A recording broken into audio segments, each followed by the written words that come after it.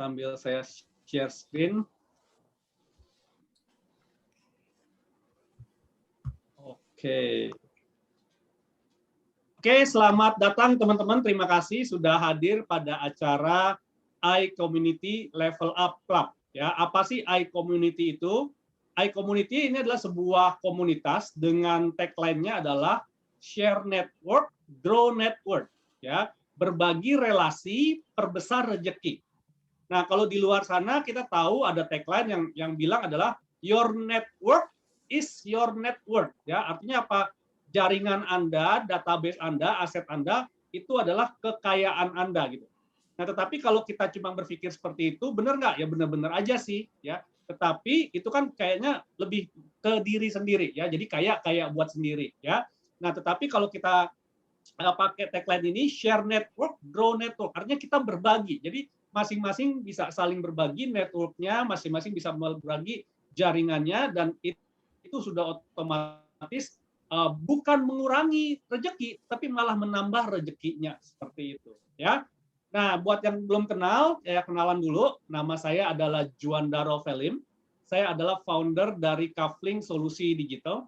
Kafling Solusi Digital adalah sebuah digital agency yang menangani social media management dan social media campaign dari perusahaan-perusahaan. Saya juga CMO dari PT Karya Anak Milenial Indonesia. Ini adalah sebuah usaha saya di bidang food and beverage. Saya juga certified trainer, founder dari iCommunity ini, dan digital marketer. Beberapa karya saya ada buku Digital Marketing in Action, dan ada buku Naked Sales juga, e-book Ghost Kitchen, dan game card Digital Marketing is Fun.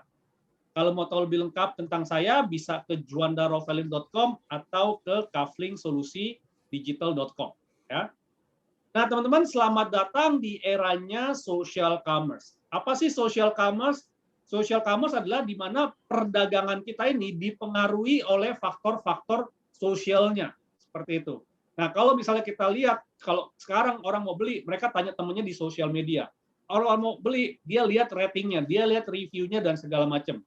Nah, itulah kekuatan dari sosial yang bisa mempengaruhi perdagangannya, teman-teman. Ya. Dan kalau misalnya kita lihat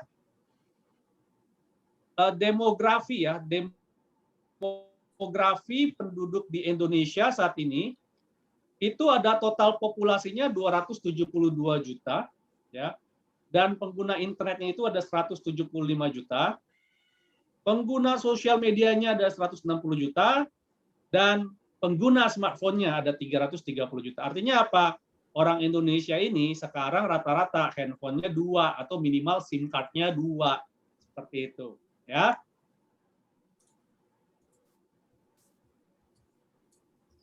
Dan kalau misalnya kita lihat jumlah entrepreneur ini maju makmur dia gitu ya. Nah, sedangkan kalau di Indonesia itu kita masih sekitar 3%.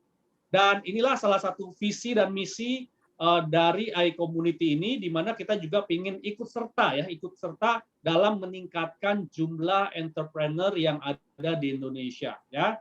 Mau nyumbang 0,01 aja juga udah lumayan seperti itu, ya. Nah, sekarang pertanyaannya adalah bagaimana caranya ya untuk menjadi entrepreneur di era social commerce ini. Nah, kita ada dua cara. Apakah kita mau melakukan secara kompetisi, artinya kita sikut-sikutan, hantem-hanteman gitu ya, atau kita berkolaborasi, artinya kita bekerja sama, kita berbagi relasi untuk kemajuan kita bersama, seperti itu. Nah, kenapa? Karena berbisnis di era digital saat ini, Anda mau pilih yang sebelah kiri atau mau pilih yang sebelah kanan. Kalau Anda mau sebelah kiri, artinya kita menjadi ikan-ikan kecil yang dengan mudahnya nanti dimakan oleh ikan besar, ya, karena kita terpecah belah, ya. Sedangkan yang kanan kita bisa bersatu padu, ya, sehingga kita terlihat lebih besar walaupun kita ikan-ikan kecil, sehingga ikan-ikan besar pun bisa takut dengan kekuatan rame-rame kita seperti itu, ya. Kenapa demikian? Karena zaman sekarang bukan lagi pebisnis besar mengalahkan yang kecil, tapi pebisnis yang cepat bergerak dalam komunitas bisa mengalahkan pebisnis yang lambat dan berjalan sendirian. Nah, pertanyaannya adalah, di mana posisi Anda saat ini? Apakah Anda masih calon pebisnis? Ataukah Anda pebisnis pemula? atau Anda adalah pebisnis yang memang sudah berpengalaman. Nah, saya yakin di sini banyak sekali teman-teman, ada yang baru mau mulai, ada yang sudah mulai, ada yang sudah senior, ya pasti banyak ada di dalam komunitas ini, apalagi yang hadir pada malam hari ini. Ya, 3 tantangan dan 3 realitanya, ya berbisnis di era pandemi saat ini. Nah, tantangan dan realita ini saya dapat ketika saya menginterview 100 pengusaha UMKM tahun lalu, yaitu yang kita kenal, ya. Dan tantangan yang paling sering kita dengar adalah pertama, mereka rata-rata bilang nggak punya modal besar, ya. Nah, tapi realitas sebenarnya adalah mereka hanya belum ketemu orang-orang yang mau menyediakan akses permodalan bagi bisnisnya. Artinya apa? Kalau mereka ketemu sama perbankan atau sama investor yang bisa kasih suntikan modal, ya solve ini masalah. Seperti itu. Ya. Yang kedua adalah nggak punya pengalaman bisnis. Nah, realitanya adalah Anda hanya belum ketemu dengan orang-orang yang mau menjadi mentor Anda dalam mengembangkan bisnis. Nah, kenapa demikian? Ya karena itu, mereka masih berjuang sendirian di luar sana gitu. Nah, kalau mereka sudah ada di dalam sebuah komunitas, maka mereka akan ketemu dengan orang-orang yang hebat yang mau sharing seperti malam hari ini. Seperti itu, ya. Nah, kemudian yang ketiga adalah nggak punya produk unggulan. Nah, ini juga dilematis nih. Kenapa? Karena realitanya adalah mereka cuma belum ketemu sama orang-orang yang bisa memberikan akses kemitraan untuk bisa menjual produk unggulan. Seperti itu. Nah, saya banyak sekali menangani klien-klien perusahaan gitu ya, mereka bilang, kok mau cari reseller susah ya yang jualin produk saya. Di satu pihak, saya ngebina para reseller, mereka bilang, kok nyari supplier susah ya yang mau kasih produknya buat dijual, nggak ketemu di luar sana gitu ya. Nah, tetapi dengan adanya di dalam sebuah komunitas, masalah ini juga solve gitu teman-teman ya. Nah, buat teman-teman yang mau punya akses untuk mengatasi 3 masalah tersebut, jangan lupa untuk ikuti Zoom ini sampai selesai. Kenapa? Karena setelah ini kita akan mendengarkan satu sharing yang sangat luar biasa dari guru saya ya. Beliau adalah orang yang luar biasa, artis ya, dan bintang Smule ya. Nah, beliau adalah Pak Prasetya M. Brata selaku CEO dari Inti Makna ya. Mari kita kasih sambutan yang sangat luar biasa untuk Pak Prasetya M. Brata. Kasih reaction-nya, tepuk tangan teman-teman. Silakan. Silakan Pak Pras. Oke, terima kasih Mas Juanda. Bapak-bapak, ibu-ibu, teman-teman semua. Selamat malam. Assalamualaikum warahmatullahi wabarakatuh. Alhamdulillah saya bahagia di sini karena diberikan kesempatan Tuhan di sisa-sisa usia ini untuk bisa berbagi, memberikan satu apa yang saya punya, kan kata Nabi Isa atau kata Yesus, kan kita hanya bisa memberi apa yang kita punya. Maka saya nanti akan memberi apa yang saya punyai. Boleh jadi cocok, boleh jadi enggak. Untuk teman-teman, saya panggil teman-teman supaya kita akrab. Saya disclaimer dulu di awal, mungkin kecepatan saya bicara atau kejelasan saya bicara malam ini agak terganggu. Mungkin ya, karena pertama lidah saya sariawan. Yang kedua, tadi pagi saya divaksin, kira-kira sejam yang lalu tuh mulai kliyeng. Nah, jadi nggak apa-apa, kita santai saja sambil ngopi sambil minum, karena ini malam Jumat, anggap aja ini pengajian. Tapi pengajian universal, pengajian seluruh agama. Kita pengajian orang Indonesia. Saya ditugasi ini sama Chairman iCommunity, Mas Juanda, untuk sharing tentang inside out leadership. Kalau kita bicara tentang leadership, jadi karena tadi sudah disampaikan oleh Mas Juanda beberapa data, beberapa pengetahuan, so apa maknanya untuk kita? Artinya ketika kita ingin menumbuhkan dan mengembangkan bisnis kita, atau kalau kita tidak berbisnis tetapi kita menjalani karir profesional, maka kita ingin menaikkan karir kita, maka sangat mutlak diperlukan kemampuan leadership kita, kemampuan memimpin. Apa indikator keberhasilan seorang pemimpin? Nah, supaya kecepatan kita nggak terlalu cepat ini, karena kadang-kadang nggak lama saya ngomong, udah langsung hang biasanya. Nah, sekarang saya nggak mau itu, kita santai-santai dulu. Dan teman-teman boleh sharing di chat box, apa indikator keberhasilan seorang pemimpin? Mari kita ngobrol bareng.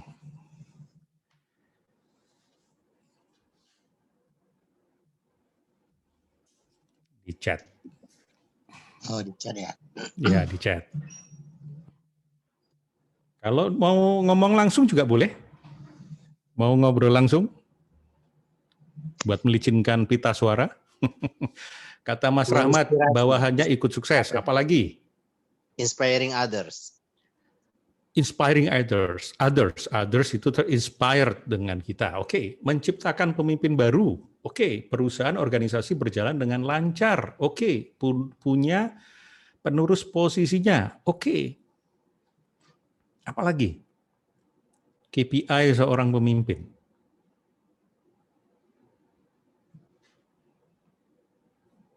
Ini ada 40 orang. Berarti kesimpulan yang lain sedang nyetir. Beyond the goals. Wih, apa maksudnya nih beyond the goals ini? Apalagi? Ini bukan basa-basi loh kita ini, diskusi ini. Semua masalah ada solusinya. Artinya pemimpin itu mampu menciptakan solusi atas permasalahan-permasalahan yang dihadapi, gitu ya. Memberikan ketentraman untuk anak buahnya, tentram. Oke. Membawa tim menuju goal bersama. Oke, kalau begitu semua jawaban ini semua benar.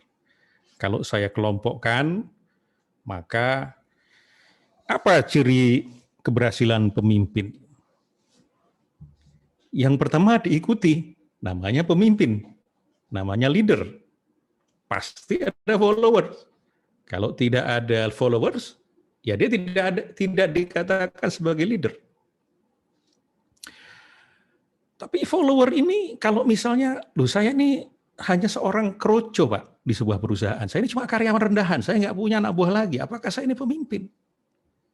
Oh iya, Anda juga pemimpin. Karena yang mengikuti Anda sebetulnya diri Anda sendiri. Anda bisa memimpin diri Anda mampu memimpin diri Anda untuk mau dipimpin oleh atasan Anda.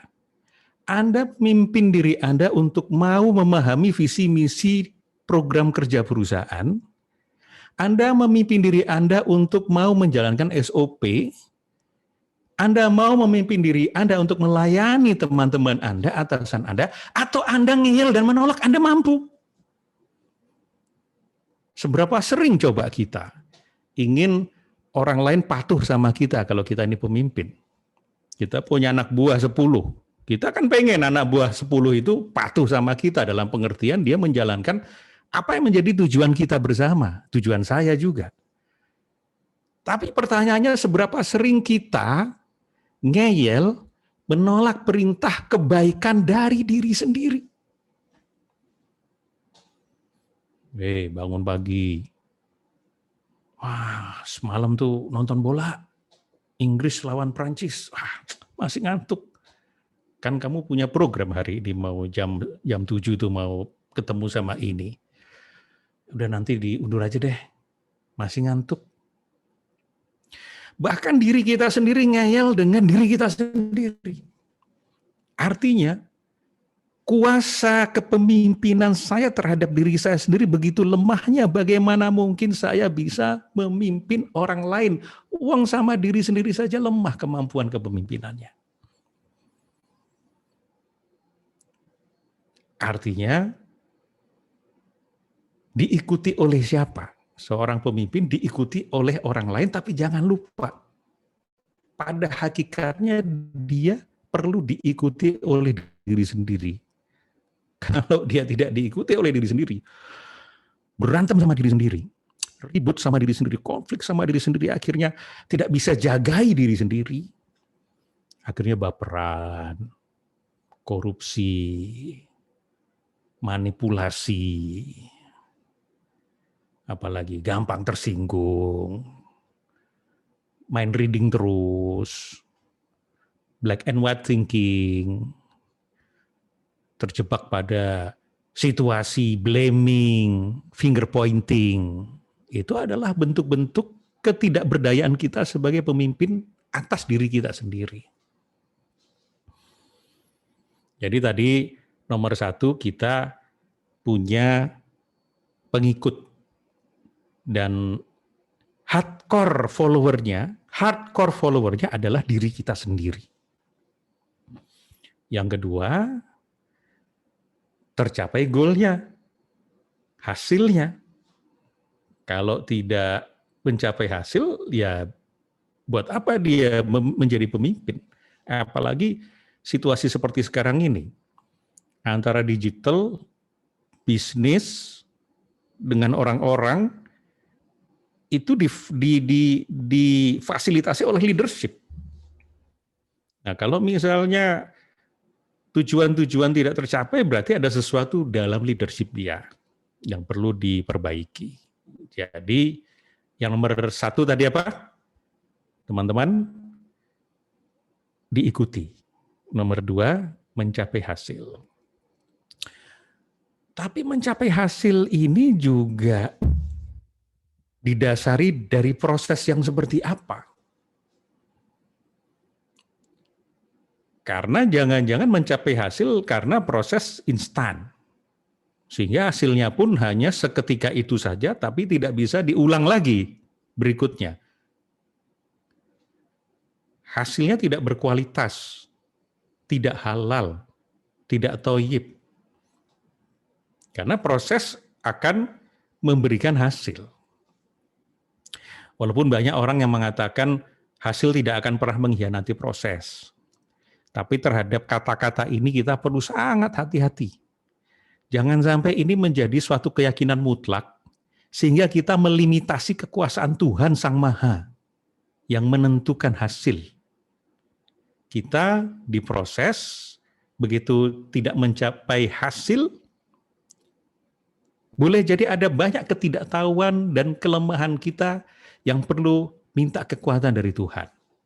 Makanya jangan terlalu mengumbar-umbar, hasil tidak akan pernah mengkhianati proses. Tapi kalau dalam rangka untuk menyemangati kita bahwa jangan pernah berhenti pada prosesnya. Karena seberapapun kali kita gagal, itu akan mendekatkan kita kepada tujuan. Gagal, jalan lagi gagal, gagal lagi, gagal, terus bahkan sempat mundur. Terus jalan lagi, gagal lagi, mundur lagi, gagal. Terus akan mendekatkan kepada tujuan kecuali kita berhenti. Kecuali kita berhenti. Nah, mengajak berhenti atau terus itu kan pekerjaan kepemimpinan kita terhadap diri kita sendiri. Prosesnya yang benar, yang halal, yang thayyib. Thayyib itu artinya baik. Kemudian keberhasilan kepemimpinan berikutnya adalah ketika terjadi pertumbuhan. Baik pada diri anak buah kita, tim kita, organisasi maupun diri kita dan maupun organisasi kita. Terutama anak buah kita. Kalau sampai anak buah kita mencapai hasil dalam kepemimpinan kita, dia tidak bertumbuh, dia tidak belajar sesuatu, dia tidak berubah value-nya, tidak berubah keyakinannya, tidak punya nilai tambah, tidak berguna bagi lingkungan. Jangan-jangan kita mempekerjakan robot. Dan jangan-jangan juga bahkan kita pun zombie. Karena kita bekerja dengan mereka siang malam, mencapai hasil, prestasi bagus. Akhirnya kita workaholic. Tapi hidup itu kering. Nah, maka kalau kita ingin mencapai hasil, maka diperlukan kepemimpinan. Paling tidak faktor-faktor tadi yang perlu kita pastikan bahwa kita excellent di dalam punya pengikut. Apa alasan orang mengikuti kita? Itu yang kita pikirkan, sehingga kita punya pengikut. John Adair mengatakan, kepemimpinan adalah peneladanan kualitas yang dituntut oleh anggotanya. Peneladanan kualitas yang dituntut oleh anggotanya. Tetapi di satu sisi, John Adair juga mengatakan bahwa pemimpin yang buruk adalah pemimpin yang ketika anggotanya mencemoohkan kehadirannya. Pemimpin yang buruk adalah yang ketika anggotanya mencemoohkan kehadirannya. Pemimpin yang baik adalah ketika anggotanya mengeluh-elukan kehadirannya. Wah, gila ini. Wah, Pak Kris, yes. Pak Randy, ya, I love you. Tapi ternyata belum cukup. Karena masih ada pemimpin yang paling baik. Pemimpin buruk, pemimpin baik, dan pemimpin yang paling baik adalah pemimpin yang anggotanya tidak menyadari akan kehadirannya. Kenapa? Karena sang pemimpin sudah membuat anak buahnya, anggota timnya, menjadi pemimpin semua. Minimal pemimpin untuk diri mereka sendiri. Bayangkan kalau anak buah kita, dia sudah mampu memimpin diri dia sendiri. Dia sudah paham visi misi perusahaan, sudah paham program kerja perusahaan, sudah paham nilai-nilai yang dianut oleh perusahaan. Dia self-manage, self-lead, self-led. Wah, pemimpin organisasi itu tinggal menjalankan fungsi entrepreneurship-nya, menumbuhkan organisasi, scale up, mencari peluang-peluang baru, meningkatkan kapasitas. Nah, bayangkan kalau sebuah perusahaan itu sudah sampai di situ. Nah, kita bahas kenapa sih leadership itu perlu inside out, bukan outside in. Bagus mana inside out atau outside in? Tergantung konteks. Di militer itu outside in dulu. Orang dibentuk dulu di akademi militer. Dipaksa dari luar. Akhirnya membentuk sesuatu di dalam dirinya. Membentuk sikap-sikap dia. Membentuk nilai-nilai dia. Nah, tetapi kan tidak semua konteks itu cocok dengan pendekatan-pendekatan militer. Ada yang cocok, ada yang tidak cocok. Yang bagus yang mana? Lihat aja negara kita. Negara kita sudah pernah dipimpin oleh militer, sudah pernah dipimpin oleh sipil, ya sama saja begini-begini juga. Berarti jangan-jangan ini persoalannya ada pada rakyat ini, bukan pada pemimpin. Pada kita-kita ini. Kita-kita yang dablek. Tapi tunggu dulu. Ini kita fokuskan dulu ke, kan judulnya di bisnis dan organisasi ya, nggak ke negara ya. Oke. Saya bisa share whiteboard ya? Bisa. Nah, kalau kita sebagai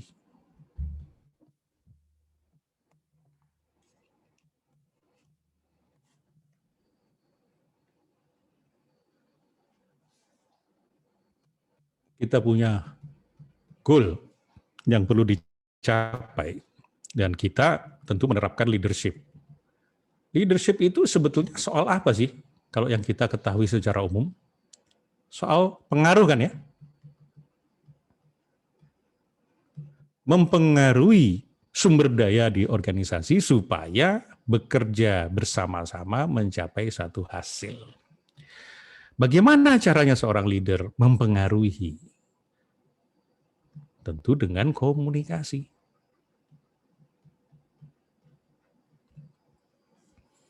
semakin baik kemampuan komunikasi dia, semakin dia mampu mempengaruhi.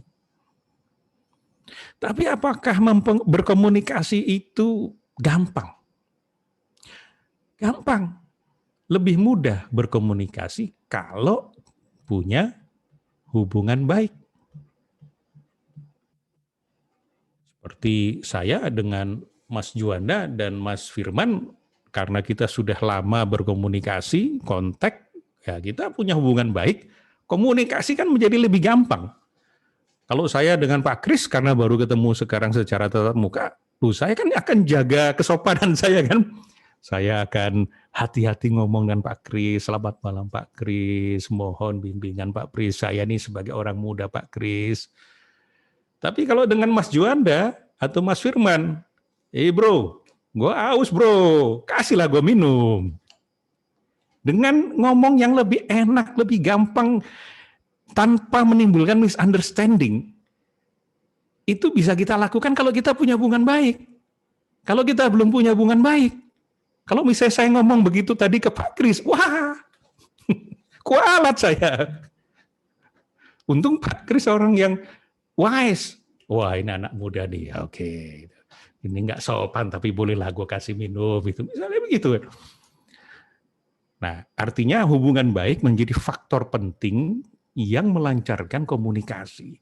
Tapi sebentar, hubungan baik ini apakah bisa kita ciptakan? Bisa.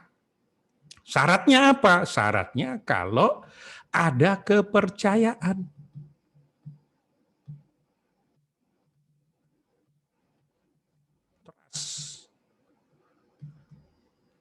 Walaupun saya ini jago senyum, kemudian salam sana, memuji-muji. Tapi sometimes kan kita bisa merasakan, ini kok gue nggak nyaman ya sama orang ini ya. Kok kayaknya nadanya ini manipulatif ini. Artinya seberapapun teknik-teknik komunikasi yang kita lakukan kepada orang itu, kalau dia tidak percaya pada kita, ya tetap saja tidak bisa punya hubungan yang baik. Punya hubungan, tapi mungkin hubungan yang tetap hati-hati. Karena ini manipulatif. Nah, supaya punya kepercayaan, bagaimana caranya? Karena kepercayaan itu kan tidak dapat dipaksakan. Bro, percayalah sama gue bro. Loh, lu gak bisa maksa gue percaya sama lu. Masalahnya lu bisa dipercaya apa enggak? Layak dipercaya.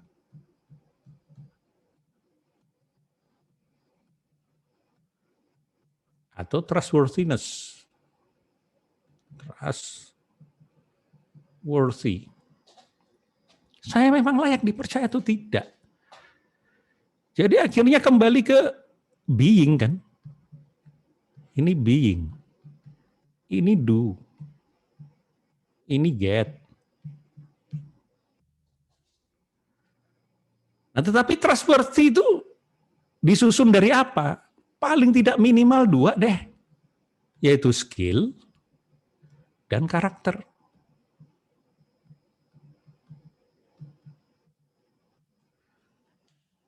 Skill punya, pinter, tapi karakter buruk, egois, manipulatif,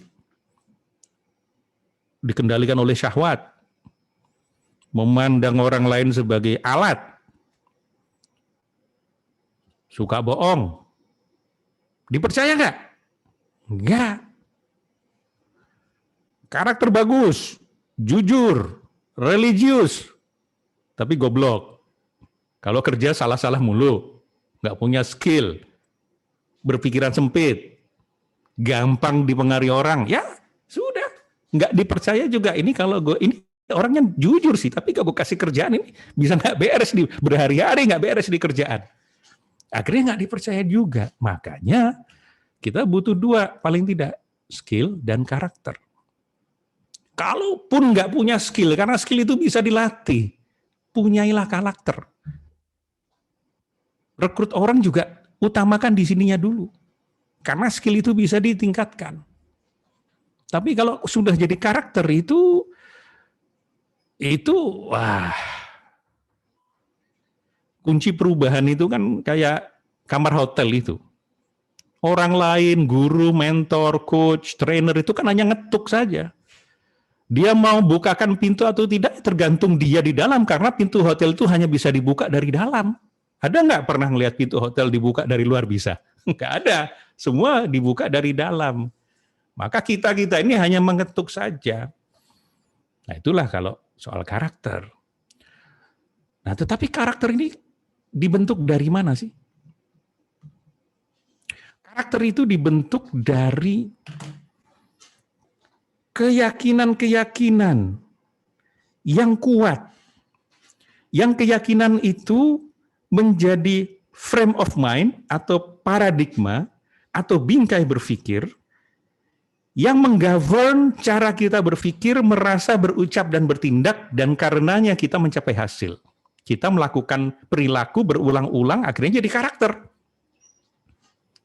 Jadi selalu dari ide, dari pemikiran yang diyakini, kemudian itu yang mendorong untuk melakukan suatu perilaku yang diulang-ulang, akhirnya jadi karakter. Artinya apa? Start dari di dalam pikiran kita itu ada bisikan-bisikan apa, ide-ide apa, inspirasi-inspirasi apa, aspirasi-aspirasi apa. Apakah kita membangun karakter kita berdasarkan innermost voice, suara-suara hati yang paling dalam, yang dia merupakan hati nurani, yang merupakan suara-suara kebenaran ilahiyah, atau tersamar dengan suara-suara keyakinan yang dibentuk, yang tanpa sadar itu kita yakini, padahal dia dari suara-suara individualisme, konsumerisme, modernisme, sekularisme, suara-suara dari sinetron, dari status-status Facebook, dari fake mentor, dari fake trainer, dari yang kemudian kita yakini membentuk karakter. Yang mana? Maka disinilah kemudian kita butuh untuk mengembangkan kecerdasan kita. Ada 5 kecerdasan. Ini saya di 5 kecerdasan. Kecerdasan intelektual. Bahwa berbisnis itu jangan asal ngambil keputusan berdasarkan emosi. Itu kemungkinan sangat besar itu akan salah. Kenapa? Karena ketika emosi, peta pikiran itu berkabut. Nah, bagaimana mungkin kita menggunakan peta berkabut untuk menelusuri suatu daerah yang kita sendiri belum tahu?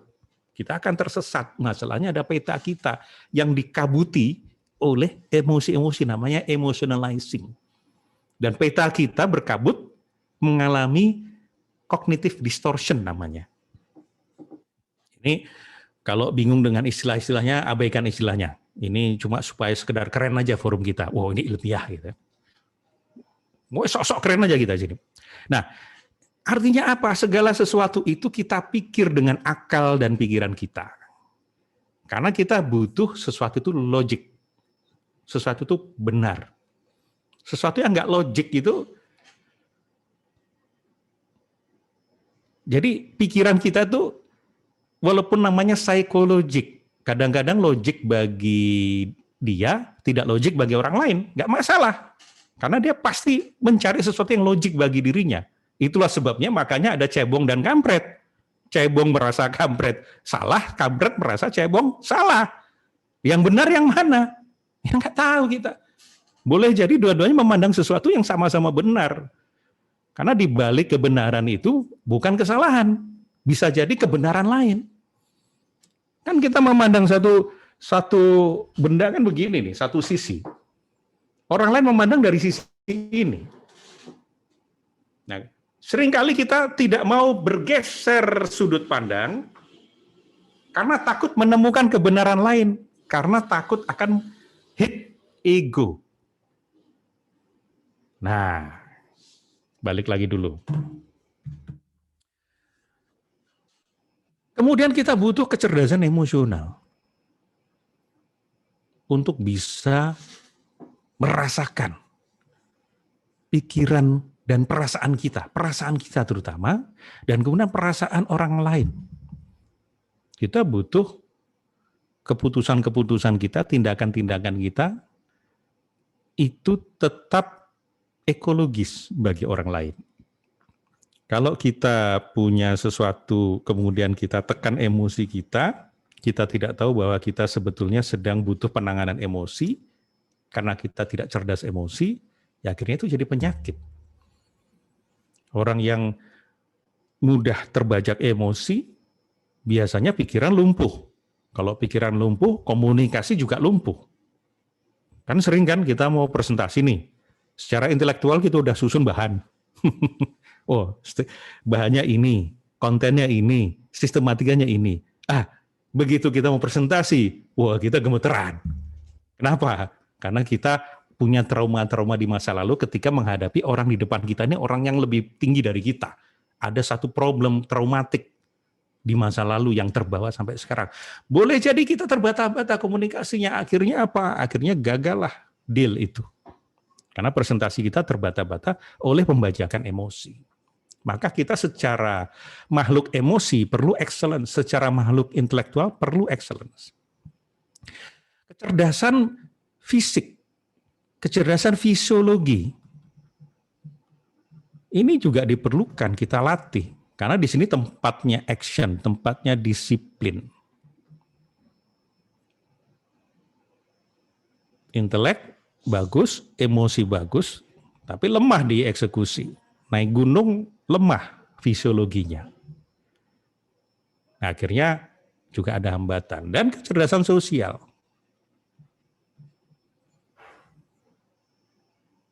Karena kita berhubungan dengan orang lain. Nah, tetapi kalau hanya kecerdasan intelektual, emosional, fisiologi, dan sosial, ini juga dilakukan oleh mafia kejahatan. Kelompok garong itu, kelompok penjahat itu, dia perlu punya kecerdasan intelektual. Kalau enggak, dia tidak bisa menyusun prosedur nyopet yang excellent. Gimana cara-cara supaya mengalihkan perhatian, kemudian teamwork-nya bagaimana? Itu dilatih. Copet itu kan, kelompok copet itu. Mereka juga perlu punya kecerdasan emosional kan, sabar nungguin. Kalau gagal, tidak patah semangat. Tetap coba lagi terus. Punya grit sebagai copet. Nah, dia juga perlu cekatan sebagai copet. Nggak bisa itu lemah lembut copet begitu. Kecuali itu ditugaskan untuk pengalih perhatian. Kok kayak saya ahli copet aja. Jangan-jangan mantan ini saya copet. Mencopet hati para wanita. Kecerdasan sosial, supaya mengenali jenis-jenis karakter orang, mana yang gampang dicopet, mana yang punya risiko tinggi kalau kita copet. Ada mitigasi risikonya intelektual. Tetapi itu kan berarti tidak punya spiritual.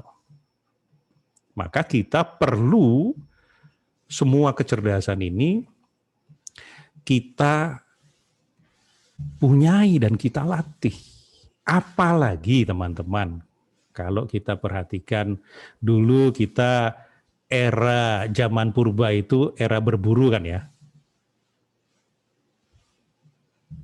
Maka kita hidup mulai sebagai reptil.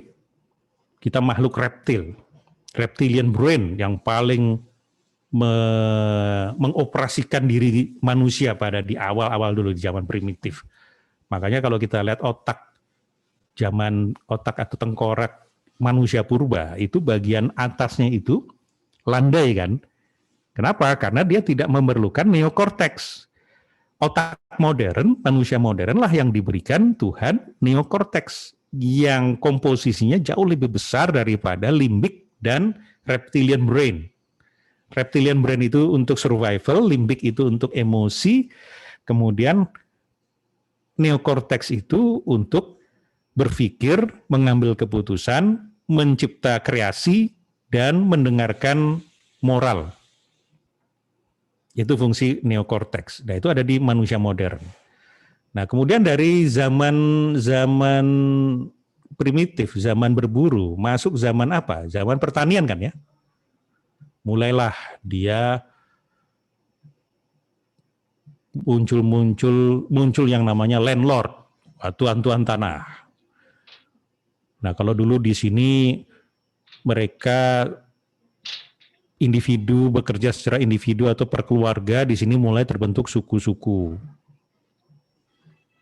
Mereka punya tanah. Nah, zaman pertanian itu keunggulannya atau modal terbesarnya adalah tanah. Dan kalau kita simak pelajaran-pelajaran SD kita, kok kita ya? Saya ya. Karena di sini banyak milenial. Kalau membaca buku-buku pelajaran SD, pelajaran bahasa Indonesia itu ini Budi, ini Ibu Budi, Iwan. Adiknya siapa yang perempuan itu? Budi, Iwan sama siapa tuh? Ani. Ani ya? Ya, Mau ketahuan ini generasinya ini. tua. Nah, kita lihat settingnya itu kan setting sawah. Kalau kita bayangkan zaman dulu, keluarga yang bertani itu di desa-desa itu begitu guyup. Ada budaya rewang di sana. Nah, singkat cerita, kemudian ditemukanlah mesin uap. Sehingga masuk zaman industri. Mulai kapitalisme. Bahwa yang kuat itulah yang menang. Kalau zaman pertanian, yang punya tanah yang luas itulah yang menang. Kalau zaman industri, capital. Disitulah muncul personalia, ngurusi manusia. Mulai ngurusi manusia, tetapi manusia sebagai faktor produksi. Manusia sebagai faktor produksi. Nah, setelah zaman industri apa? Zaman informasi. Disinilah kita mulai lahir. Mulailah komputer. Sehingga bukan kapital, tapi siapa yang punya menguasai informasi, itulah yang akan menang. Nah, kita ini begitu sudah masuk zaman informasi, saya sendiri merasakan bedanya ketika hidup di zaman awal-awal remaja di 80-an. Wah, itu kita berantem itu masih berani 1 lawan 1 kan? Masih babak belur. Zaman sekarang koar-koar di internet. Begitu ketemu ciut, beraninya cuma di Twitter. Beraninya cuma di... Nah, artinya apa? Artinya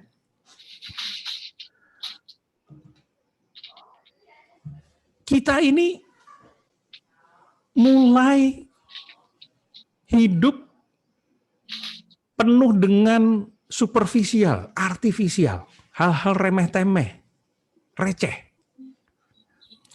Kita hidup seperti zombie. Kita hidup seperti robot.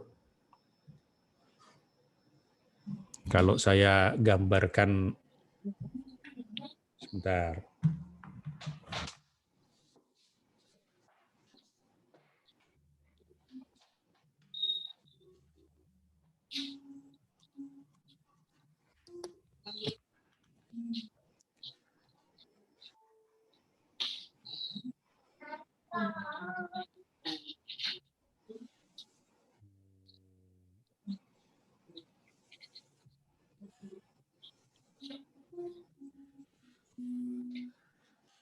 Ibaratnya ini di 2020-an, 2000 saja itu sudah hasil dari disruptif era. Jadi dari informasi itu terdisrupt lagi. Sehingga bukan hanya informasi di sana. Nah, saya nggak cerita banyak tentang apa yang terjadi di sini. Di sini ada fenomena kecepatan, ada fenomena big data, ada fenomena macam-macam. Tapi dilambangkan saja dengan segala sesuatu itu one click lah. Mau transaksi one click. Mau cari jodoh one click. Mau belajar one click. Nah, tetapi begitu masuk pandemi, ya saya simbolkan aja begini. Jangankan pakem-pakem bisnis, pakem-pakem kerjaan, pakem-pakem sosial, pakem agama saja berubah. Kalau dulu yang Islam, ketika mau sholat, imam selalu mengucapkan, luruskan dan rapatkan. Loh, sekarang kan nggak boleh rapatkan, orang harus jaga jarak. Dulu itu katanya, jangan sampai di tengah itu lowong, nanti masuklah setan. Loh, berarti sekarang setannya banyak banget dan ngumpul di antara jemaah itu. Ternyata kan tidak begitu. Bahkan pakem-pakem fikih di agama pun itu menyesuaikan dengan keadaan yang berubah. Tetapi ya hidup kita dengan situasi seperti ini boleh jadi menjadi exhausted. Wah, kering. Seolah-olah kebenaran itu hanya disodorkan di medsos. Terjadilah fenomena FOMO, fear of missing out. Kalau nggak ikut, sabar. kalau nggak ikut bikin karusel, kalau nggak ikut bikin ini, kalau nggak itu, ya nanti ketinggalan. Akhirnya kita jadi kembali jadi, bentar ini kok hilang. Bentar.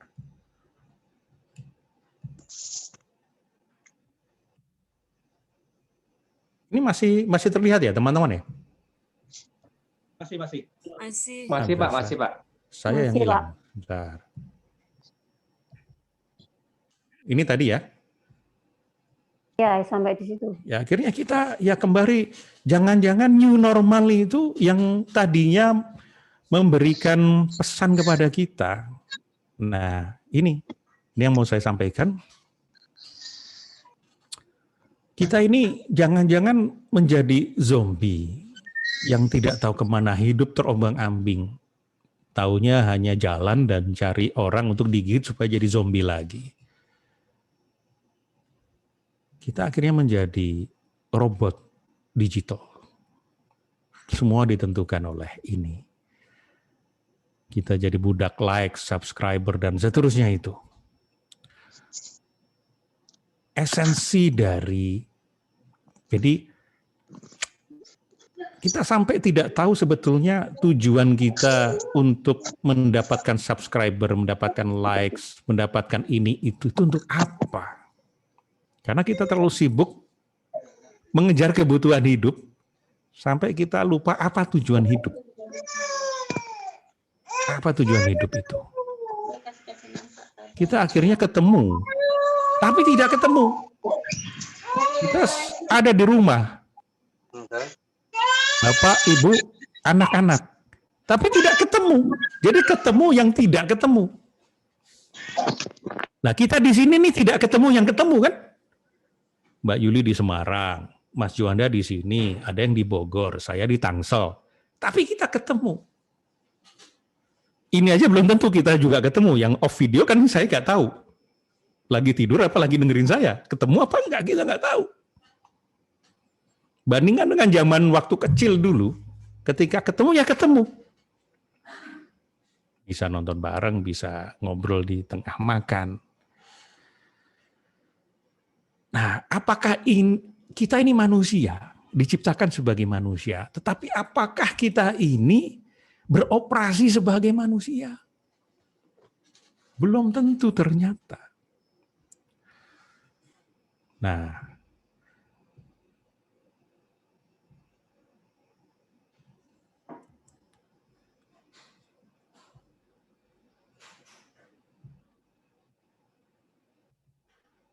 balik lagi ke sini. Sehingga inilah yang disebut, kalau kita perhatikan fenomena-fenomena orang-orang barat itu mulai mempelajari tentang Rumi misalnya. Kenapa? Karena ternyata makna-makna hidup itu ditemukan oleh mereka itu di syair-syair Rumi.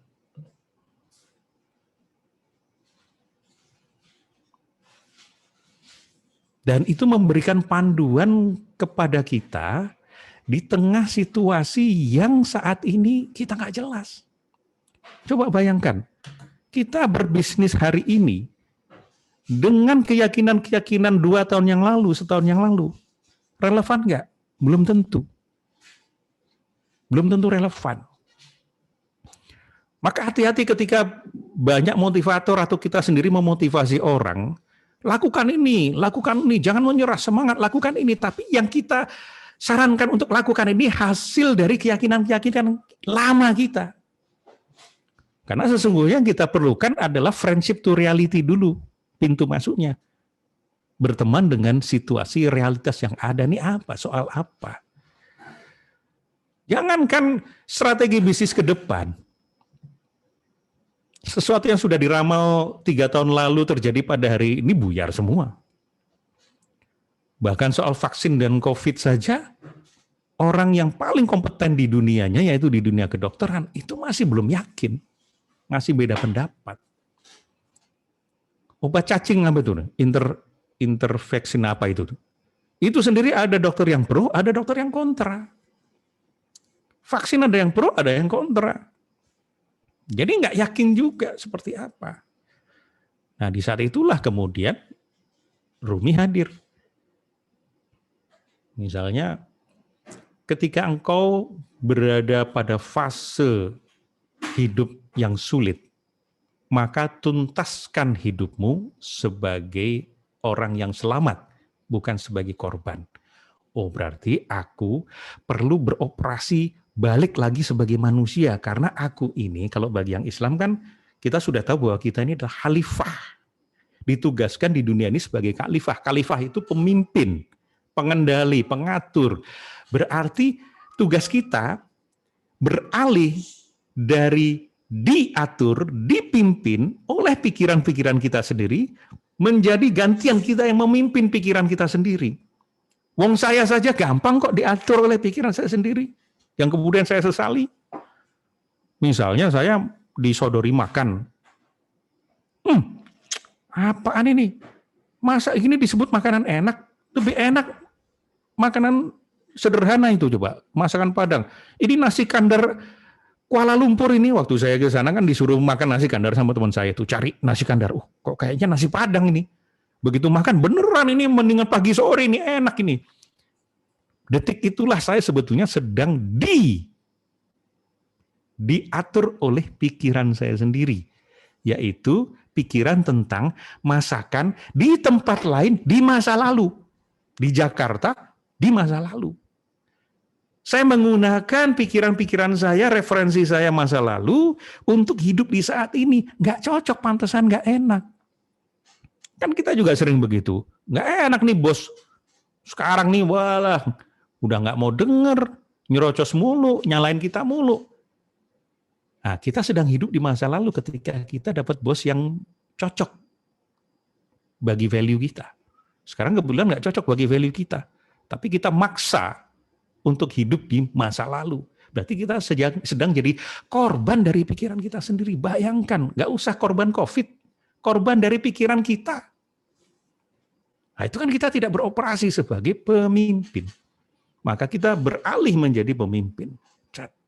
Supaya kita yang memiliki pikiran, bukan kita yang dimiliki oleh pikiran. Kita yang memiliki pikiran kita.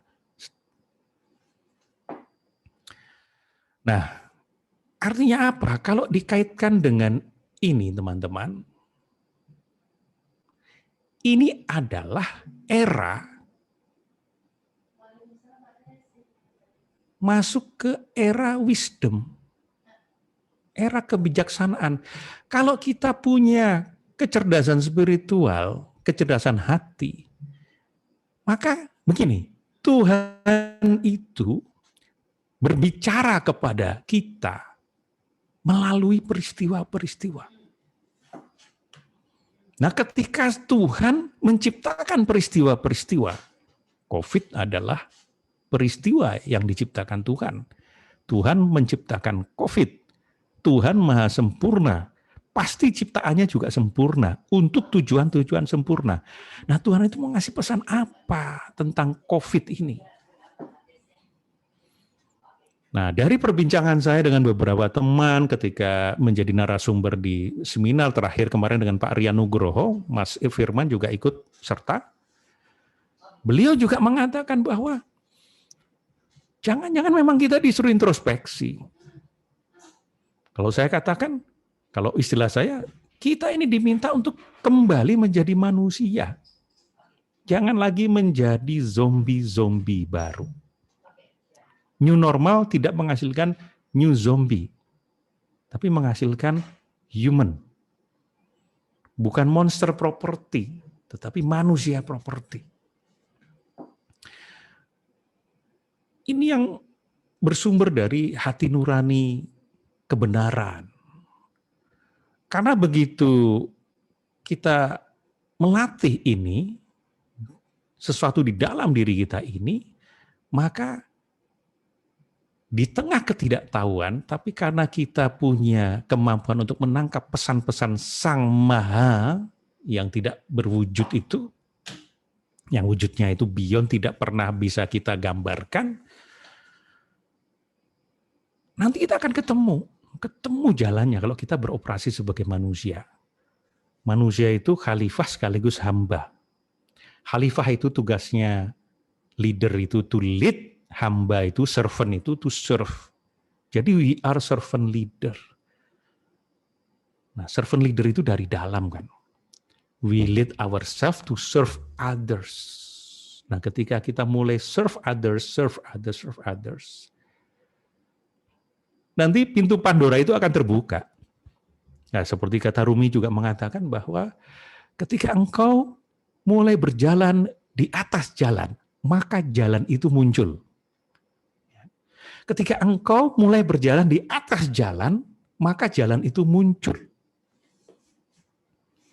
Sama dengan ketika Siti Hajar bingung ketika membawa Ismail kehausan di tengah padang pasir. Kemudian dia bingung ini mau cari di mana nih sumber air ini. Akhirnya dia lari dari satu bukit, Bukit Safa ke Bukit Marwah. Kemudian balik lagi, Safa lagi, Marwah lagi selama 7 kali. Kemudian kecapean dia duduk, akhirnya kaki Ismail menjejak bumi dan disitulah keluar air Zam-Zam. Oh kalau gitu ngapain Tuhan ngeprank Siti Hajar? Udah kasih aja dong, kalau Tuhan itu maha baik dan Tuhan itu maha cinta kepada hambanya. Enggak begitu. Artinya tugas kita adalah berusaha, action, ikhtiar. Kadang-kadang hasilnya enggak sama dengan atau tidak selaras, tidak kongruen atau tidak linear dengan apa yang kita pikirkan. Tetapi itu solusi. Kalau kita mengandalkan, bukan berarti ini lebih besar, tapi ini semua merupakan interaksi, holografi ini. Bukan hierarki, tapi hologram. Semuanya berinteraksi.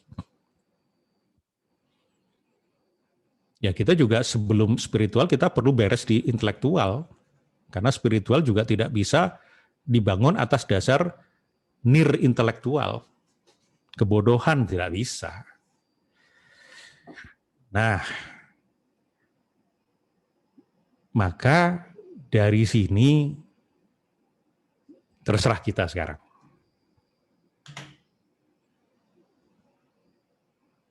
Kita mau memimpin diri, memimpin organisasi, dan nanti akan mau dibawa kemana amanah mandat yang bernama Indonesia ini.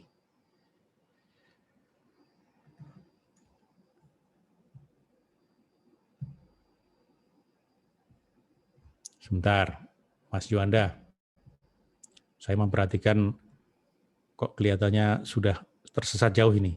Jadi kita hentikan saja dulu pengantar ini, nanti kita ngobrol-ngobrol lewat tanya jawab atau diskusi.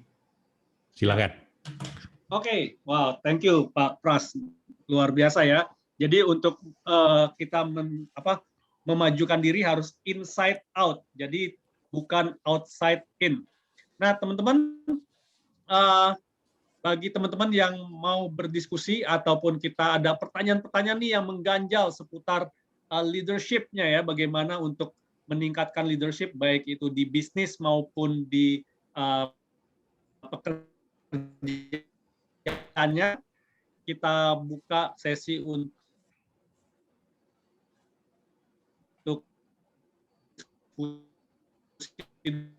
dulu ya. Tadi Pak Pras bilang ini semua masalahnya kalau semua tidur-tiduran gitu ya Pak Pras ya. Halo, halo. Agak hilang-hilang. Halo. Mungkin di saya mungkin ini. Ya, suaranya. Enggak, suaranya kayaknya internet saya unstable. Oh, oke. Okay. Nah, teman-teman, silakan mau tanya, silakan Pak Bro Firman ya. Yang mau tanya boleh raise hand ya, atau boleh tulis di kolom chat, nanti saya bacain. Silakan Bro. Ya, izin bertanya Mas Pras. Silakan, Mas Firman. Ini situasi PPKM pandemi ini, saya dapat jawaban-jawaban alam semesta ini rada lucu nih Mas Pras. Gitu. Saya ini dekat dengan tempat tinggalnya nggak jauh dari orang tua saya Mas Pras. Ada satu ketika itu, saya entah kenapa saya pulang dari Jawa, saya nggak mau ketemu nih orang tua saya gitu kan. Itu nggak mau ketemu gitu. Sebabnya? Dan Mas Pras juga tanya, kok Mas Firman nggak pernah jalan kaki gitu kan? Nggak, waktu itu kemarin kan. Nggak tahu itu ada sebuah dorongan, kenapa saya memutuskan untuk hal tersebut. Dan pada hari Minggu ada Zoom keluarga, ada acara mau ada acara nikahan gitu kan. Dan di situ juga karena orang tua saya ikutan, saya nggak nyalain tuh kamera, nggak nyalain mic. Kalau saya nyalain, pasti saya disuruh ke rumah gitu kan. Nah, uniknya habis Zoom itu tiba-tiba dua chat itu datang di kakak saya, adik saya bilang, saya kena. Waduh, yang terus yang adik saya, kalau pada waktu itu saya membuka chattingan dari bapak saya pasti diajak nengok cucu di hari Jumat itu kan. Yang intinya bakal juga ketularan gitu kan, ada potensi tertular gitu kan. Nah itu dia. Terus satu sisi lagi kakak saya juga kena gitu kan. Nah setelah itu yang Zoom itu mengenai acara nikahan itu Pak Pras. Saya nggak habis pikir. Saya juga nggak buka, pada saat itu kan saya nggak buka tadi saya cerita. Ternyata seminggu kemudian yang bikin acara Zoom itu meninggal. Aduh, saya benar-benar ini kok saya dikasih dua gambar yang membuat saya memang saya merefleksi dulu saya pernah mengalami kejadian seperti itu Mas Pras. Jadi saya dituntun oleh diri saya untuk mengambil putusan seperti itu gitu loh. Nah, ada satu sisi yang kemarin saya benar-benar ngambil putusan lagi tuh. Saya berlangganan mola untuk nonton bola karena pengen lihat Jerman. Ternyata setelah saya putuskan saya kalah gitu kan. Terus kemarin lagi NBA saya putuskan juga berlangganan ternyata kalah juga. Jadi kalau saya pas waktunya saya memilih, saya justru salah putusan Mas Pras. Tetapi pada saat saya tidak memilih, saya diam aja gitu, malah ada sesuatu pembenaran itu. Apa itu Mas Pras? Itu termasuk leadership inside out atau gimana itu? Itu adalah fenomena, itu adalah situasi. Nah, kita sebagai leader,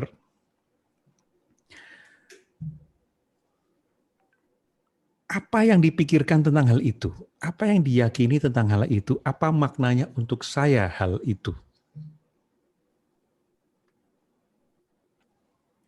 Jadi, apa Mas Firman? Fenomena yang terjadi, situasi keadaan yang terjadi, peristiwa yang terjadi, itu bukan peristiwanya kan sebetulnya. Yang paling penting adalah apa makna dari peristiwa itu bagi kita, bagi Mas Firman sendiri. So far apa yang terfikir Mas? Ini tentang apa sebetulnya? Biasanya kalau saya begitu, saya disuruh lebih kusuk, lebih bertemu ini ya. Biasanya saya selalu begitu gitu. Biasanya ya saya ada hal tersebut ya. Soalnya saya juga merasa diri saya kok tiba-tiba saya nggak olahraga gitu. Yang memang dijagain alam semestanya gitu. Padahal saya namanya olahraga itu udah pagi tuh edik, cuman karena ada berita itu nggak ini. Terus kedua ya tadi entah kenapa saya karena beritanya besar gitu ya, mungkin beritanya besar, saya ya di WA bapak saya diam aja, saya nggak merespon. Kalau saya merespon pasti ada tugas tuh, nengok cucu segala macam gitu. Nah, tapi saya nggak merespon. Nah, tetapi karena nggak merespon itu, ya alhamdulillah saya merasakan sesuatu hal yang Malah menurut selamat saya begitu. bising sekali. Saya sampai malah selamat, saya bingung gitu, sampai saya ada apa gitu. Itu. Kalau dikasih tugas sudah pasti tidak selamat. Nggak tahu, cuman saya refleksi aja gitu. Cuman biasanya saya orang yang nggak bisa menolak perintah itu, orang tua gitu. Nah di Apalagi sini ya. setiap hari Jumat. Oke. Nah di sini karena perbincangan kita bisa 1 jam sambil minum kopi sama Indomie nih, Mas Firman ya.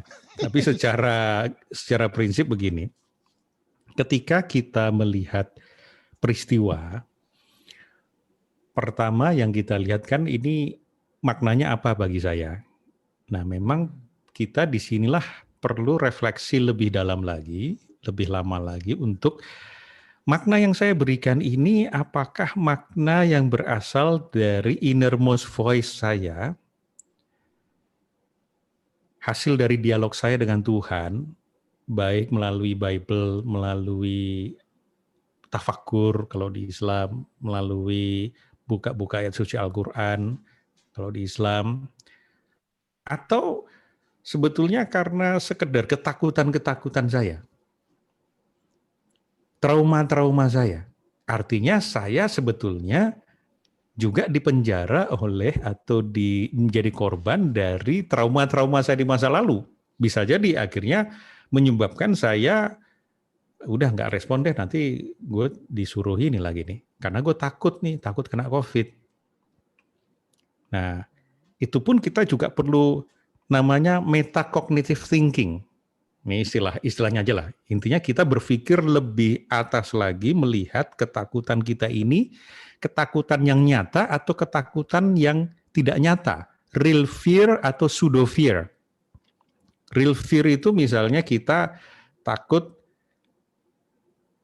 diterkam macan atau jatuh dari ketinggian, itu real fear. Tapi kalau pseudo fear, kita takut lihat pocong, kita takut ditemplokin kecoa terbang gitu. Itu pseudo fear. Walaupun itu juga bikin ketakutan kita luar biasa, tetapi kalau kita pikir apa bahaya kita ditemplokin kecoa misalnya. Tapi kenapa begitu kita takut? Bisa nggak kita mati? Oh bisa, kecoa nempel, kita lari ke jalan, ketabrak truk. Oh berarti kita mati. Ketabrak truk, bukan karena kecoanya kan. Ada ilmunya, ada tekniknya nanti. Bagaimana kemudian kita mengetahui bahwa dasar dari saya memberikan makna ini adalah pikiran yang jernih, peta pikiran yang jernih, atau peta yang mengalami distortion tadi, Mas. Jump into conclusion, overgeneralization, labeling, prophesying, black and white thinking, emotionalizing, personalizing, impossibility thinking, blaming, discounting. Nah itu semua bentuk-bentuk ya, ini nggak usah dijelaskan di sini. Artinya banyak faktor yang mempengaruhi peta pikiran kita. Tapi kalau kita sudah, saya ini kalau nggak menanggapi chat orang tua saya ini, sebetulnya saya dosa nggak sih? Kan ada juga keyakinan kan, kalau orang tuamu ngomong, tanggapi dia. Ada juga kan keyakinan seperti itu. Ada juga jangan menggunakan ketajaman kata-katamu kepada orang tuamu yang mengajarimu bicara misalnya. Jadi kita balik ke hati kita ini sesuatu yang benar atau tidak itu. Kalaupun kemudian yang lain kena COVID, saya tidak kena COVID. Apakah berarti kalau saya tidak menjalankan perintah orang tua itu, saya selamat COVID karena tidak menjalankan perintah orang tua? Atau ketika saya menjalankan perintah orang tua, saya bisa selamat. Yang lain tidak selamat, tapi saya bisa selamat. Jangan-jangan saya kena jump into conclusion, overgeneralization. Datanya baru 2, tapi sudah saya generalisasi. Wah untung ini gue nggak ngikutin kata orang tua. Kalau gue ngikutin kata orang tua, bisa jadi gue kena. Bisa jadi, tapi kan belum tentu. Nah, Disinilah bukti bahwa sebetulnya kita mengalami blind spot diri kita. Itu kita butuh sesuatu, the higher power, untuk melengkapi kekurangan pengetahuan kita tentang peristiwa. Itulah kenapa kita perlu mendengarkan. Jadi untuk mengetahui kebenaran kan ada 4. 1 dengan panca indera, sensory, information. Yang kedua dengan nalar.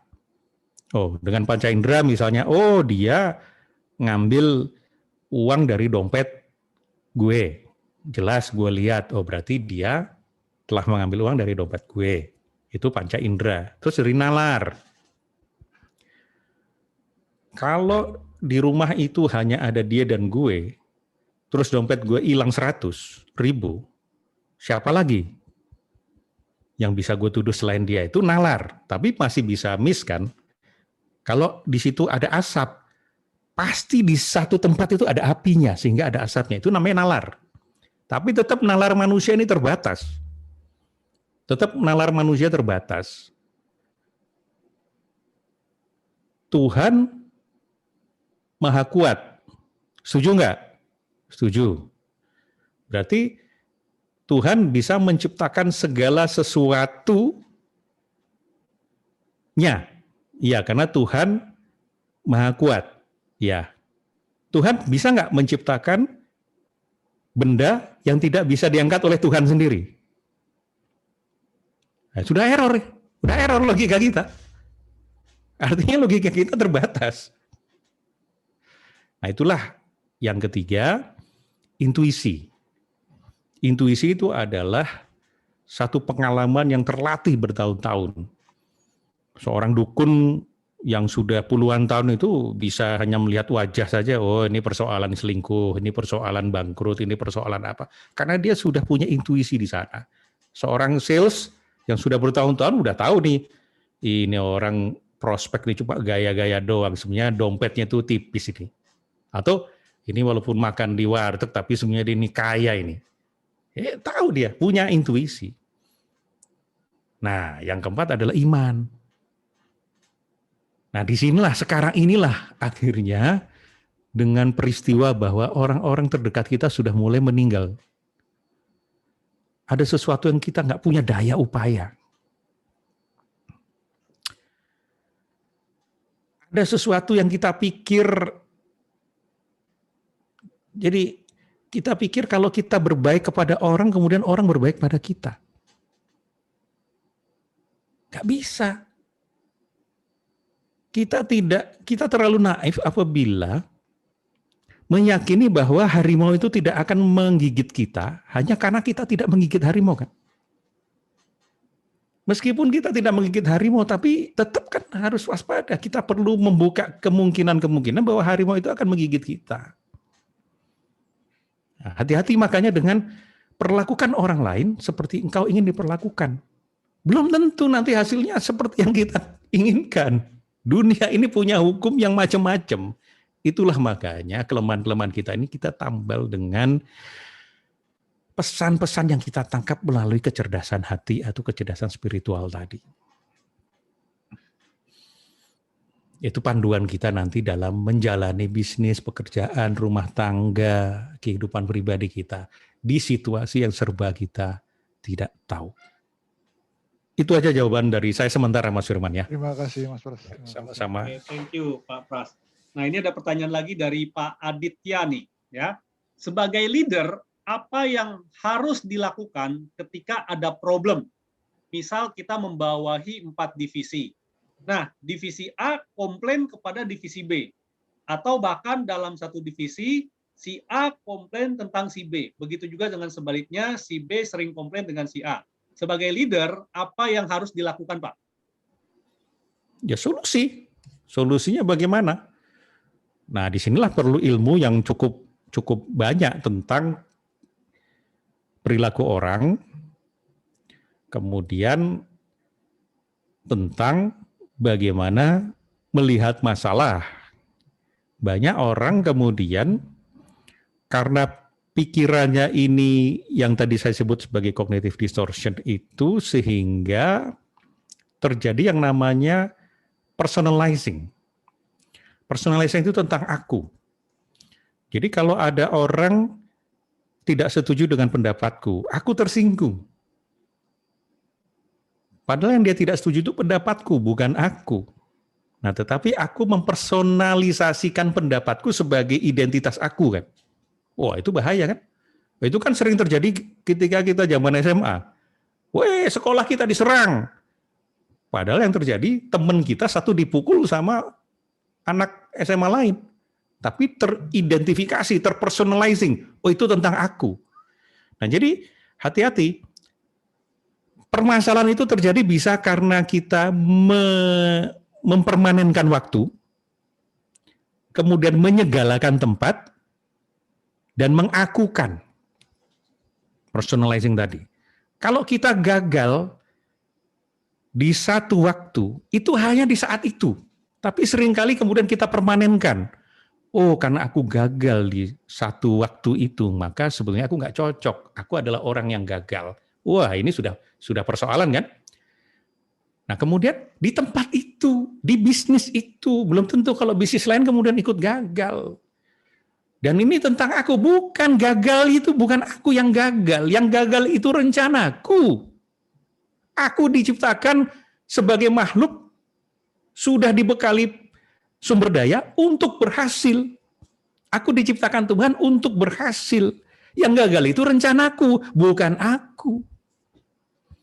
Nah, ini kalau kita sudah paham diri kita mampu memimpin diri kita untuk diri kita menyelesaikan persoalan divisi. Itu prinsipnya dulu nih ya. Prinsipnya dulu. Nah, sekarang kembali ke divisi. Ada 4 divisi. Divisi A komplain pada divisi B. Nah, komplain tentang apa? Tentang proses apa? Kita jambrengkan prosesnya. Bukan tentang divisinya. Divisinya itu kan pasti melakukan sesuatu kan. Nah, jambrengin apa yang dilakukan sehingga dikomplain. Nah, kita ajak anak buah kita untuk objective thinking. It's about the process. It's not about the person.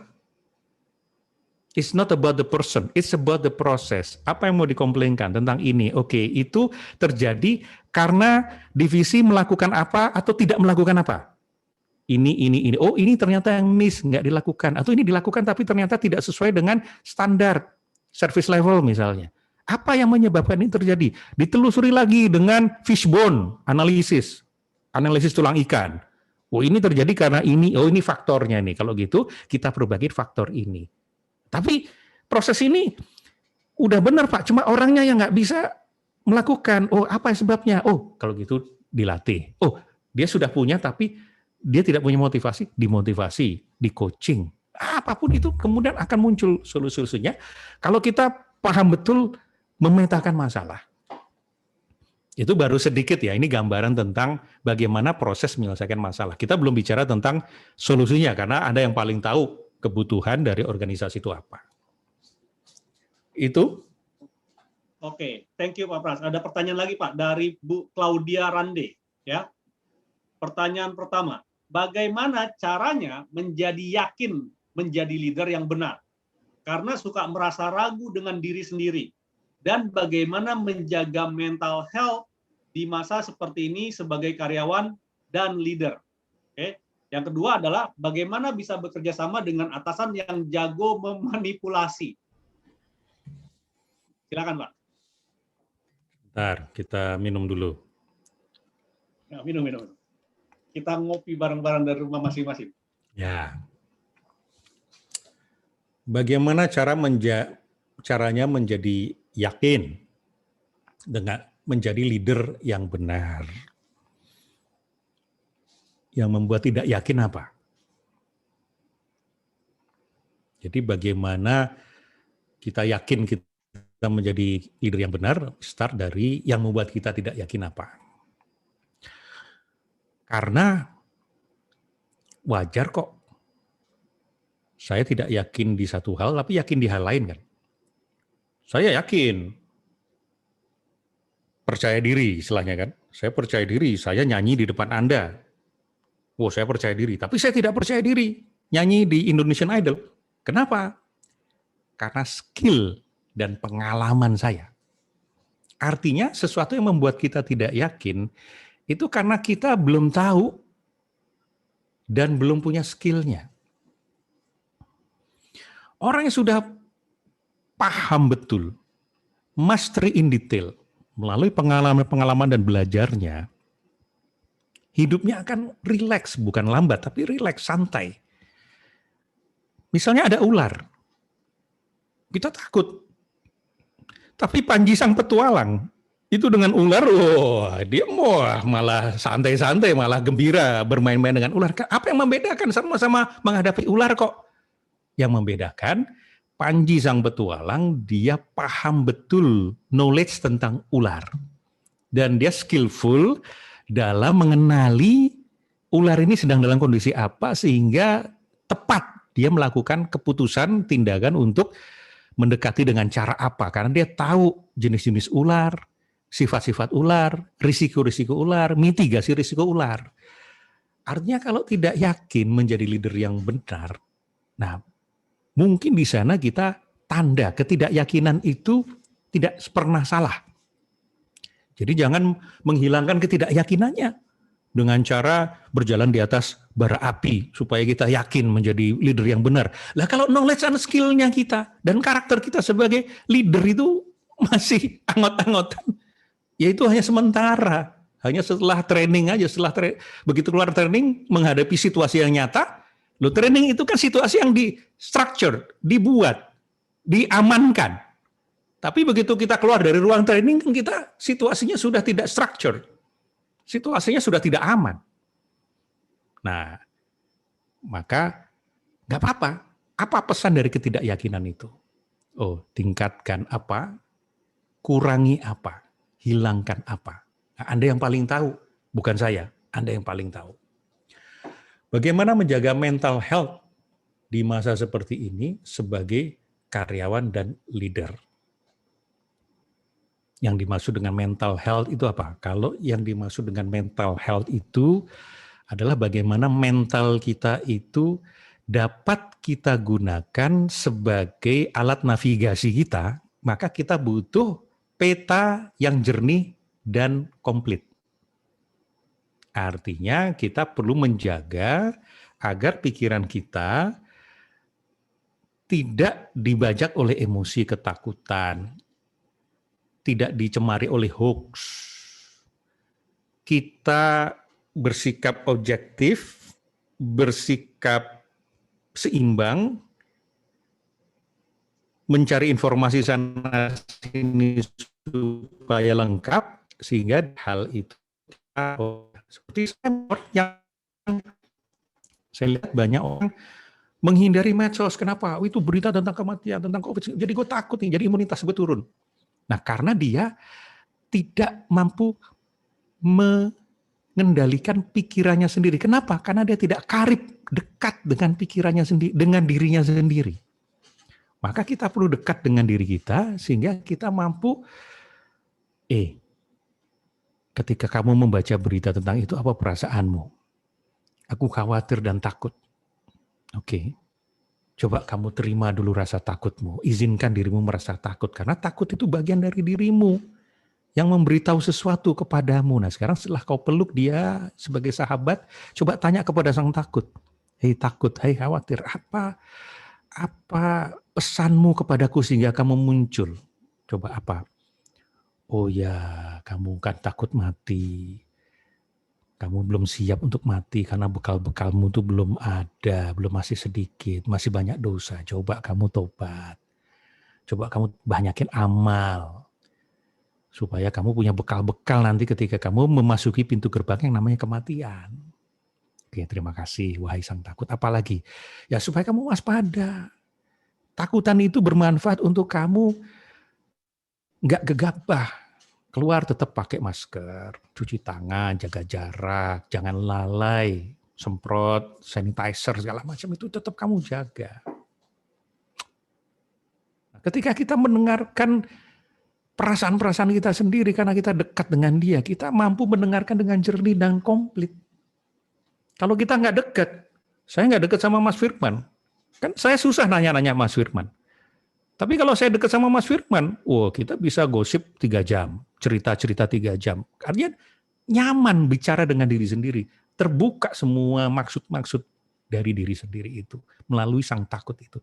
Itu kalau kita mampu melit ourselves, dekat dengan diri kita, paham diri kita, tahu diri. Jadi kata kuncinya adalah tahu diri. Bagaimana bisa bekerja sama dengan atasan yang jago memanipulasi? Pertama, kenali dulu perilaku manipulasi itu yang seperti apa. Banyak, kalau saya rentet itu, saya pelajari itu, satu, dia emotional bullying. Dia menjatuhkan kita di depan orang lain. Dia memberi kita banyak hadiah dalam rangka nanti suatu saat kita jadi kerbau cocok hidungnya. Dia melakukan gaslighting misalnya. Gaslighting itu dia melakukan suatu hal yang salah, ketika dipertanyakan, justru yang bertanya itu malah disalahkan. Malah dia yakin, supaya dia yakin bahwa, loh ini sebenarnya yang salah gua apa dia sih gitu. Nah sehingga supaya tetap bisa dikendalikan. Kemudian ada beberapa, saya pelajari ada sekitar 7 ciri-ciri manipulatif. Nah masing-masing jenis itu ada caranya sendiri-sendiri. Secara umum ya kita perkuat yang namanya self-esteem dan power zone. Nah sayangnya saya nggak bisa menjelaskan itu di sini Mas Juanda, karena itu sangat teknis. Jadi kita punya self-esteem, punya power zone, kita mampu melakukan cognitive correction namanya. Karena kita mengalami cognitive distortion. Ini istilah-istilah ya. Intinya kita butuh satu modal dalam diri kita agar kita sendiri kuat. Ingat, hanya orang yang karateka ban putih yang akan dibully oleh ban kuning, ban merah. Nggak mungkin ban merah membuli ban hitam. Artinya, kalau kita dibully, pasti ban kita masih lebih rendah daripada dia. Nah, maka naikkan ban kita, sehingga kita menjadi ban hitam. Maka ban merah tidak akan berani membuli ban hitam. Loh, tapi kita akan terbatas oleh struktur, oleh formalitas. Cari titik-titik kekuatan lain, dan titik-titik kelemahan dia. Oh, tapi kalau ini cerita akan jadi satu sesi tersendiri. Tapi intinya, kenali diri saya, kenali dia. Nanti kita akan ketemu bagaimana caranya. Jangan-jangan karena kita tidak mengenali diri saya seperti apa, maunya saya seperti apa, sehingga ya kita mudah sekali dimanipulasi oleh orang itu. Nanti setiap perilaku manipulatif pasti ada titik-titik lemah. Itu nanti akan itu yang dimanfaatkan. Salah satu pendekatannya seperti itu. Pendekatan yang lain ya power zone tadi. Kita punya zona kuasa, mana yang dalam kendali kita, mana yang bukan dalam kendali kita. Misalnya orang itu meminta kita melakukan sesuatu yang kita pikir sebagai suatu kebaikan. Ya kalau kita sudah yakin itu sebagai kebaikan, jangan-jangan kekhawatiran kita dimanipulasi sama dia justru menghalangi terciptanya kebaikan itu. Kita tidak tahu. Kecuali kalau benar-benar sudah, ini pasti kan di ujung-ujungnya juga biasanya akan begini. Tetap aja gue dimintai duit misalnya. Nah kalau sudah seperti itu, ya hindari. Tapi atasan, ya ada garis yang tegas. Intinya ada garis yang tegas. Tapi gimana cara menciptakan garis itu tadi ya dengan power zone. Tapi tidak bisa saya jelaskan sekarang di sini. Begitu Mas Juanda. Oke, thank you Pak Pras. Ada lagi pertanyaan? Kalau nggak ada pertanyaan, saya akan sharingkan lagi juga tentang iCommunity tadi, ya. Sambil ini di atas masih ada nih Mas. Pertanyaan berikutnya. Ini dari ada ya? Pak Arjo Sukardan itu di awal ini. Seperti apa tips dan trik menghadapi klien Pak Arjo dari perusahaan besar internasional dengan kultur tertentu.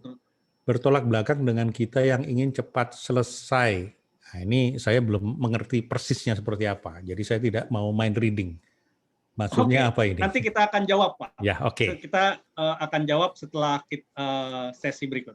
Oke. Jadi nanti kalau masih ada pertanyaan, silakan ditulis lagi di kolom chat. Nanti saya akan bacakan lagi. Oke. Nah, saya akan lanjutkan dulu tentang apa itu iCommunity.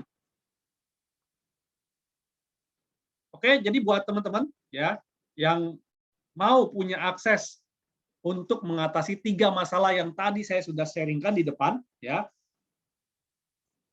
Nah, bagaimana jika ada cara murah dan mudah untuk mengembangkan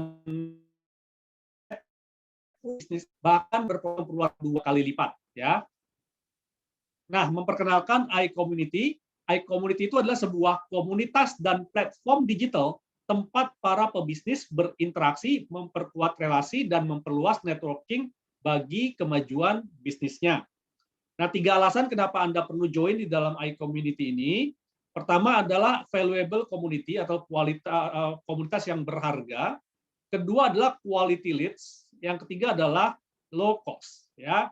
Nah, kenapa valuable community? Jadi di dalam komunitas ini Anda akan mempunyai akses untuk melakukan networking, akses untuk learning, dan akses untuk contributing. Jadi selain kita berjejaring, kita bisa belajar dan kita juga bisa berkontribusi, teman-teman. Ya. Dan sedangkan quality leads di sini Anda juga bisa mendapatkan lead customer baru atau lead reseller baru buat teman-teman yang punya produk dan ingin jualan produk, ataupun lead customer retention. Ya, contoh kayak Pak Gusway, klien-kliennya dimasukin ke sini supaya apa? Supaya belajar bareng-bareng juga. Jadi customer retention.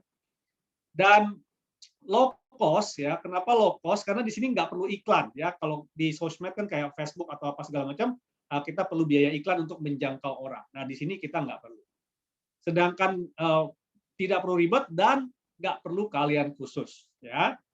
Nah, siapa saja sih yang cocok join di dalam komunitas ini? Pertama adalah para pebisnis yang sedang ingin memperluas relasi dan network untuk kemajuan bisnisnya. Kedua, para pebisnis yang sedang ingin melakukan bisnis branding.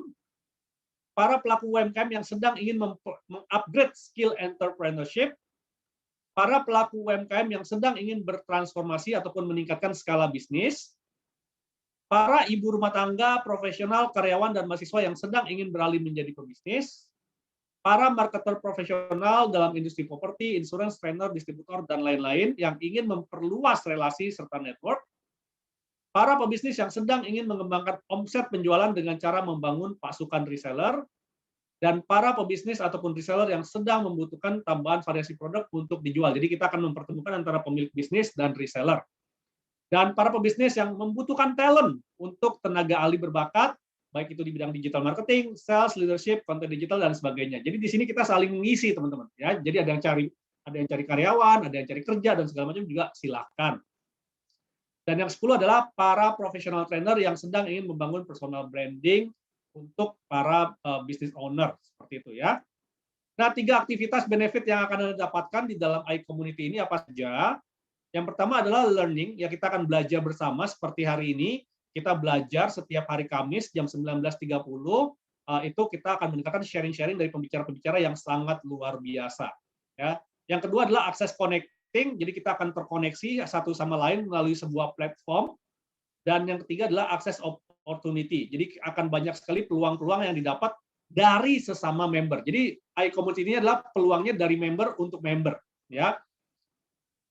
Nah, jadi akses learning, connecting, dan opportunity ini akan dikemas dalam satu wadah yang bernama Social Connect, itu iCommunity. Dan kita juga akan mengadakan weekly gathering seminar by Zoom seperti ini gratis, ya. Jadi kita akan membuat acara seperti ini gratis, oke? Gratis untuk teman-teman yang ingin belajar. Dan seperti apa sih platformnya? Ya, saya akan kasih sharing buat teman-teman, ya. Jadi platformnya kurang lebih seperti ini nih teman-teman. Nah, kita udah desain sedemikian rupa ya. Platformnya ada di Android only dulu saat ini ya. Jadi teman-teman bisa download di Android nanti iCommunity seperti ini. Nah, jadi ini kurang lebih sama seperti di sosmed teman-teman ya. Jadi teman-teman bisa nulis, bisa jualan dan segala macam. Nah, yang menarik adalah di sini setiap member baru akan diperkenalkan kepada member-member yang sudah ada ya di bagian sini ada member baru. Jadi saya sangat mendorong teman-teman yang sudah bergabung dengan iCommunity segera update ya, segera update foto profilnya, deskripsinya dan segala macam. Supaya apa? Supaya orang bisa lihat gitu, member-member yang lama bisa lihat, oh ini ada member baru nih, Almira nih, kita coba lihat. Nah, kemudian kita bisa connect di sini ya, kita bisa connect, follow seperti itu ya, dan kita bisa lihat feed yang sudah diposting oleh orang-orang yang kita connect. Kita juga bisa lihat apa yang lagi trending ya, dan kita juga bisa melihat channel-channel yang ada ya. Saat ini baru ada channel untuk recording ya. Jadi seluruh recording ya, seluruh recording acara ILC semua kita posting di sini. Jadi teman-teman bisa melihat acara-acara yang sebelumnya. Jadi nggak akan ketinggalan gitu. Nah, inilah platformnya. Oke. Nah, dan kedepannya juga kita sudah punya rencana-rencana untuk selalu mengupgrade dan mengupdate platform kita ya. Kita sudah punya platform plan-nya seperti ini teman-teman. Dan nanti juga di bagian profilnya kita akan bikin sedetail mungkin ya, sedetail mungkin. Ini seperti di LinkedIn teman-teman ya, supaya tampilan teman-teman menjadi lebih profesional. Nah, tetapi ya yang namanya pengembangan aplikasi itu butuh modal, butuh biaya teman-teman. Dan iCommunity ini juga belum ada investornya, jadi masih pakai modal sendiri teman-teman. Nah, jadi gimana sih caranya untuk mengakses komunitas ini? Ya, komunitas ini adalah komunitas berbayar teman-teman. Ya, jadi ada investment fee-nya itu sebesar 1.680.000. Ya, untuk apa sih? Ya, ini kita hitung itu adalah untuk pengembangan aplikasi, server, ya, hosting dan lain-lain. Dan server kita juga pakainya AWS teman-teman, Amazon Web Service itu juga cukup lumayan mahal. Nah, tetapi kita juga berpikir bahwa kalau kita charge 1.680 ini, ya orang mungkin nggak akan semuanya bisa mengakses gitu ya. Dan karena kita juga pengen mendorong orang untuk, yuk kita menjadi entrepreneurship, yuk kita belajar bisnis. Nah, maka kabar baiknya adalah biaya sebesar 1.680 itu kita gratiskan teman-teman. Ya, kita yang tanggung biaya untuk pengembangan aplikasinya. Ya, tetapi kita juga meminta teman-teman untuk ikut patungan, ya untuk patungan bayar servernya aja. Ya, bayar servernya aja itu jadi nggak bayarnya nggak 1.600.000, tapi ada diskon 90%, yaitu teman-teman cukup bayar biaya servernya sebesar Rp168.000 untuk 12 bulan membership. Artinya apa? Ya ini sangat murah sekali untuk teman-teman bisa belajar ya, dan teman-teman juga bisa terkoneksi selama ada di dalam komunitas ini. Ya, dan ini juga menjadi salah satu ya filter sosial lah ya buat teman-teman untuk serius di dalam komunitasnya gitu ya. Nah, kalau ditanya 168.000 ada untung nggak? Nggak ada untung, teman-teman. Ini murni untuk bayar server, ya, bukan buat bayar saya, bukan buat bayar pembicara pun nggak dibayar, teman-teman, ya. Jadi ini memang untuk dari kita untuk kita aja, murni untuk bayar servernya aja. Nah, bagaimana untuk registernya? Teman-teman bisa minta link registrasi kepada orang-orang yang mengundang Anda, karena iCommunity ini adalah by invitation only. Jadi kita juga mau orang-orang yang bergabung di dalam iCommunity ini karena kita ingin menjadi suatu komunitas yang berkualitas gitu ya. Kita minimal kenal lah orang yang kita ajak untuk bergabung ke dalam komunitas ini, teman-teman. Ya. Nah, jadi silakan teman-teman minta link registrasinya. Kalau teman-teman nggak ada yang ngundang, boleh ke nomor telepon saya atau ke nomor telepon admin yang mengirimkan link acara pada malam hari ini. Nanti akan dipandu untuk link registrasinya, teman-teman. Oke. Demikian pengenalan tentang iCommunity. Kalau misalnya masih mau ada pertanyaan, kita masih buka mungkin 1 atau 2 pertanyaan lagi, Pak Pras. Boleh, boleh. Boleh ya. Boleh teman-teman, bagi teman-teman yang masih ada punya 1 ataupun 2 pertanyaan lagi, silakan ditanya di kolom chat ya, atau bisa open mic ya. Sambil saya juga akan mengupdate untuk acara minggu depan ya. Acara minggu depan. Oke.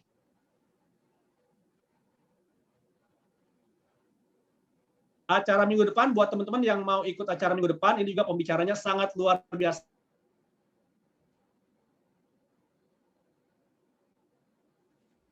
Kreatif ya, bikin produk biasa menjadi luar biasa yang akan dibawakan oleh narasumber kita yang keren ya. Ada Bro Firman Cecak ya. Beliau adalah praktisi kreatif pemasaran ya. Nah, Bro Firman juga boleh kasih hint dikit ya, bocoran sedikit untuk minggu depan ya. Kamis 29 Juli jam 7.30. Masih menggunakan link yang sama. Jadi setiap minggu kita menggunakan link yang sama untuk belajar teman-teman ya. Jadi buat teman-teman nggak usah diingetin lagi, langsung aja klik link yang teman-teman dapat pada hari ini seperti itu. Demikian teman-teman. Silakan kalau masih mau ada pertanyaan. Bro Firman mungkin kasih bocoran sedikit Bro, sambil menunggu pertanyaan dari teman-teman yang lain. Terima kasih Bro Juanda.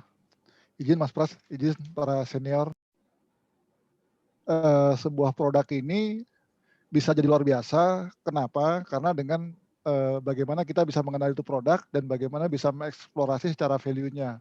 Jadi nggak perlu dandanin itu produk itu luar biasa, tetapi bagaimana produk itu dikenalin benang merahnya apa, dan bagaimana itu mengkomunikasikannya termasuk selling delivery-nya.